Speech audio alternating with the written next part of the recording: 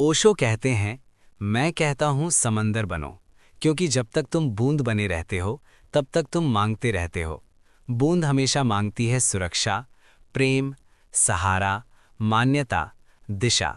बूंद को डर लगता है कि कहीं वो खो ना जाए। बूंद कांपती है क्योंकि उसका अस्तित्व छोटा है, सीमित है, अस्थायी है। लेकिन समंदर को कोई डर नहीं होता। समंदर कुछ मांगता नहीं, क्योंकि उसके पास सब है, और जिसके पास सब है वही वास्तव में दाता बन सकता है। तुम जीवन में इतने दुखी इसीलिए नहीं हो कि तुम्हारे पास कुछ नहीं है। तुम दुखी इसीलिए हो क्योंकि तुम बूंद बने रहना चाहते हो और समंदर जैसी तृप्ति चाहते हो। ये असंभव है।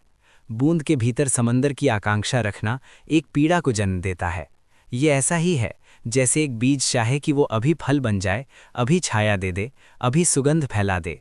बीज को पहले मिट्टी में गिरना पड़ता है, गलना पड़ता है, टूटना पड़ता है, अपने छोटे से अस्तित्व को मिटाना पड़ता है, तभी वृक्ष का जन्म होता है। समंदर बनना भी एक प्रकार का मरना है। तुम्हारे मैं का मरना, तुम्हारी सीमाओं का गल जाना, तुम्हारी पहचान का विसर्जन। इसलिए मन घबराता है। मन कहता है बूंद बने रहो, कम से कम पहचान तो रहेगी, नाम तो रहेगा, रूप तो रहेगा। मन कहता है समंदर बन गए तो खो जाओगे, और मन की बात आधी सही है, तुम खो जाओगे, लेकिन वही खोना पाना है, वही खोना वास्तविक जन्म है। मैं तुमसे कहता हूं तुम खोने से डरते हो क्योंकि तुमने कभी सच में पाया ही नहीं। जिसने पाया है वो खोने से नहीं डरता। जिसने समंदर को चखा है वो बूंद की सुरक्षा में वापस नहीं जाना चाहता। तुम पूछते हो समंदर बने कैसे? ये प्रश्न ही बूंद का प्रश्न है। समंदर कभी ये नहीं पूछता कि समंदर कैसे बने। समंदर होना कोई क्रिया नहीं है, कोई प्रयास नहीं है, कोई साधना नहीं है। समंदर होना एक अनुमति है, छोड़ देना, ढीला पड़ जाना, प्रतिक्रोध का समाप्त हो जाना। जब बूंद अपने को पकड़े रहती है तब वो बूंद है। जिस दिन बूंद कहती है अब बहुत हुआ, अब मैं अपने को नहीं पकड़े रहूंगी, उसी क्षण वो समंदर में गिर जाती है। ध्यान रखो, समंदर में गिरने से पहले बूंद बहुत कांपती है। उसे लगता है जैसे आत्महत्या कर रही हो।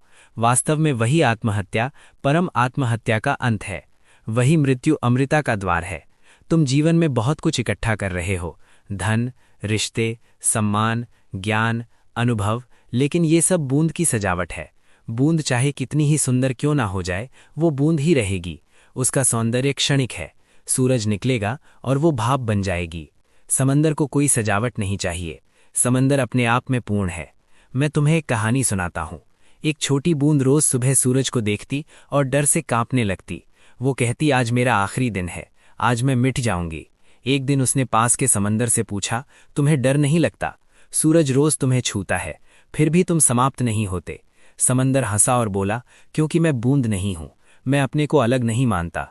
सूरज मुझे छूता नहीं, सूरज मेरे भीतर ही है। यही अंतर है। बूंद सोचती है सूरज बाहर है, मृत्यु बाहर है, खतरा बाहर है। समंदर जानता है सब भीतर है, जीवन भी, मृत्यु भी, प्रकाश भी, अंधकार भी। जब तुम कहते हो समंदर बनो सब मिल जाएगा, तो इसका अर्थ ये नहीं है कि तुम्हें चीजें मिल जाएंगी।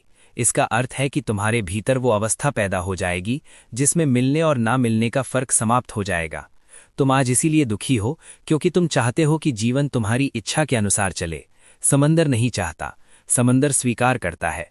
तूफान आए तो भी वो समंदर है, शांति हो तो भी वो समंदर है, लहरें उठे तो भी वो समंदर है, लहरें बैठ जाए तो भी वो समंदर है। तुम लहर हो और तुम लहर की तरह जी रहे हो, कभी ऊंचे, कभी नीचे, कभी उत्साह, कभी निराशा, कभी प्रेम, कभी घृणा, कभी भरोसा, कभी भय। और तुम सोचते हो यही जीवन है। नहीं, ये जीवन की सतह है। जीवन की गहराई समंदर में है। मैं तुमसे कहता हूं अपनी लहर को थोड़ा भूलो और अपने समंदर को याद करो। लहर होना तुम्हारी परिस्थिति है, समंदर होना तुम्हारी प्रकृति है। पर मन चालाक है। मन कहता है समंदर बनेंगे तो जिम्मेदारियां कैसे निभाएंगे।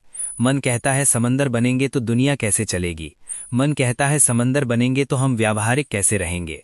मन डरता है क्योंकि मन बूंद है, मन सीमित है, मन नियंत्रण चाहता है। समंदर नियंत्रण नहीं चाहता, वो प्रवाह चाहता है। मैं तुमसे कहता हूं जब तुम समंदर बनते हो तभी पहली बार तुम सच में व्यावहारिक होते हो, क्योंकि तब तुम्हारा कर्म डर से नहीं प्रेम से आता है। तब तुम्हारा निर्णय लोभ से नहीं करुणा से आता है। तब तुम्हारा जीवन मजबूरी नहीं उत्सव बन जाता है। आज तुम जो भी कर रहे हो उसमें एक तनाव है, कुछ बनना है, कुछ साबित करना है, कुछ हासिल करना है। ये सब बूंद की भाषा है। समंदर की भाषा है होना, सिर्फ होना, पूरी तरह होना, निसीम होना। तुम पूछते हो सिर्फ होना कैसे? ये भी एक प्रयास की भाषा है। होना प्रयास से नहीं होता, प्रयास से तो तुम और बूंद बनते जाते हो। तुमने कभी गौर किया, जब तुम थक जाते हो, पूरी तरह थक जाते हो और सब छोड़कर लेट जाते हो, उस क्षण तुम्हारे भीतर एक शांति उतरती है। वो शांति समंदर की झलक है, वो तुम्हारा निमंत्रण है। लेकिन तुम फिर भाग जाते हो, क्योंकि बूंद को गहराई से डर लगता है। गहराई में नियंत्रण नहीं होता। मैं तुमसे कहता हूं, गहराई में उतरने का साहस करो। डूबने दो अपने को। डूबना ही तैरना है। जिस दिन तुम सच में डूब जाओगे, उस दिन तुम पाओगे कि कुछ भी नष्ट नहीं हुआ, बस बूंद मिट गई है, समंदर प्रकट हुआ है। और तब सच में सब मिल जाएगा, क्योंकि तब तुम ही सब हो जाओगे। मैं कहता हूं, तुम जिसे सब कुछ पाने की दौड़ में थक गए हो, ये दरअसल बूंद की भाषा है। बूंद सोचती है कुछ मिलेगा तभी मैं पूर्ण होंगी। समंदर जानता है मैं पूर्ण हूं, इसीलिए कुछ पाने की जरूरत ही नहीं। तुम्हारी पूरी साधना इस गलत दिशा में चली गई है। तुम साधना को भी एक कमाई बना लेते हो। तुम कहते हो मैंने इतना ध्यान किया, मुझे क्या मिला? तुमने ध्यान को भी व्यापार बना दिया। ध्यान कोई सौदा नहीं है, ध्यान कोई लेन देन नहीं है। ध्यान एक गिरावट है अपने भीतर। जैसे कोई ऊंचाई से नीचे उतरता है, तुम अपने ही भीतर उतरते हो। और जैसे जैसे तुम उतरते जाते हो, तुम्हारी परतें देरती जाती हैं। पहले शरीर गिरता है, फिर विचार गिरते हैं, फिर भावनाएं गिरती हैं, फिर मैं भी गिर जाता है। और जब मैं गिरता है, तब समंदर प्रकट होता है। तुम पूछते हो, अगर मैं ही ना रहा तो जिएगा कौन? ये प्रश्न ही बूंद का है। समंदर जीता नहीं, समंदर होता है। जीने और होने में यही अंतर है। तुम जी रहे हो इसीलिए थक जाते हो, समंदर होता है इसीलिए थकता नहीं। तुम जीवन को बोझ की तरह ढो रहे हो, समंदर जीवन को नृत्य की तरह जीता है। तुम कहते हो जिम्मेदारियां हैं, मैं कहता हूं जिम्मेदारियां नहीं है, तुम्हारी पकड़ है। जब समंदर जिम्मेदारी निभाता है, वो बोझ नहीं बनती, वो सेवा बन जाती है। बूंद कर्ता बनती है, समंदर माध्यम बनता है। बूंद कहती है मैं कर रहा हूं, समंदर कहता है हो रहा है। और दोनों में आकाश पाताल का अंतर है। जब तुम कहते हो मैं कर रहा हूं, तुम थकते हो, तुम तनाव में आते हो, तुम असफलता से डरते हो। जब तुम कहते हो रहा है, तुम हल्के हो जाते हो, तुम निश्चिंत हो जाते हो, तुम्हें परिणाम की चिंता नहीं रहती। ये समर्पण है, ये समंदर की सुगंध है। तुम समर्पण से डरते हो क्योंकि तुम उसे हार समझते हो।